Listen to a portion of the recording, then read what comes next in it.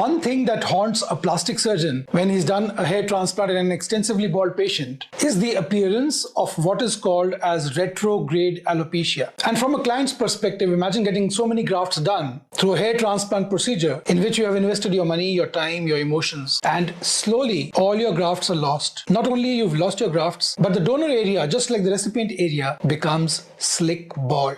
Just like in this patient, in whom the unrelenting, unforgiving, unabated progression of baldness continued even in the scalp donor. So can this development of retrograde alopecia be prevented? Can it be diagnosed before proceeding for the hair transplant? Let's find out.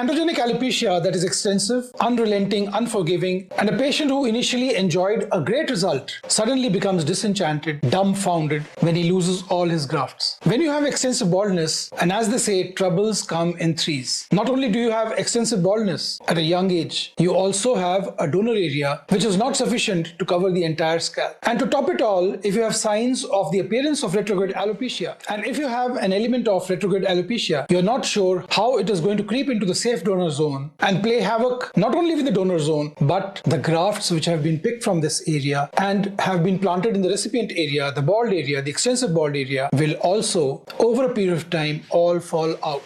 Hair transplants are permanent. We all know that. Transplanted hair, if they have been taken from the safe zone, even if a DHT blocker has not been given, these hair may thin over time, but they generally do not fall out.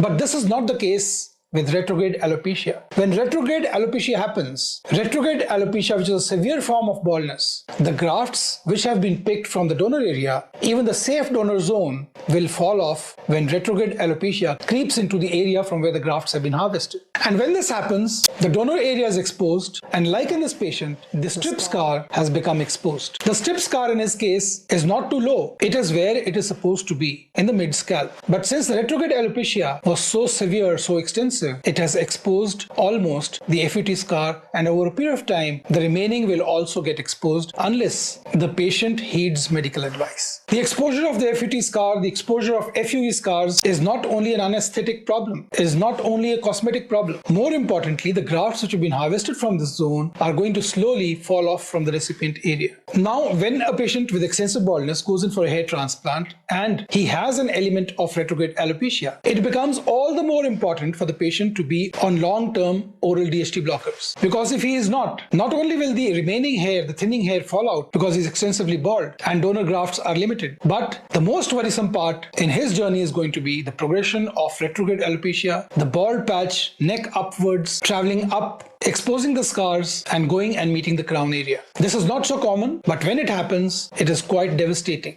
Many of you think that hair transplant is a one-time procedure. Well, that is what is marketed hugely on Instagram, that you come to the shop, get a hair transplant done, and you're done. Well, it is not so. A hair transplant is merely a mechanical thing. A hair transplant just fills in the blanks. And as baldness progresses, you need more of a hair transplant till you run out of grafts. Unless and until you are on medical treatment. A hair transplant merely shifts grafts from point A to point B. It does not prevent the progression of baldness. A hair transplant is not a DHT blocker.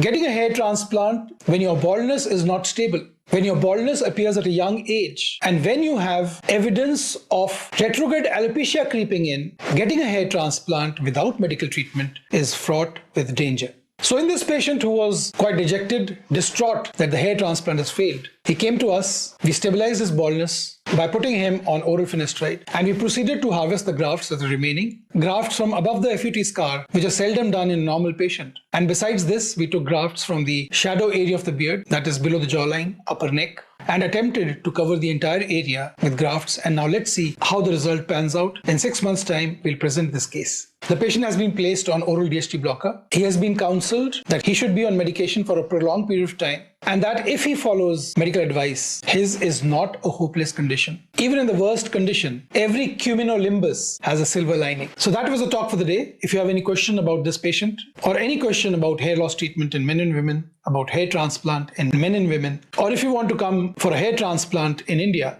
do let me know. Leave a comment in the comment section below or contact us on the numbers provided and we'll be there to help you. Have a nice day and God bless you.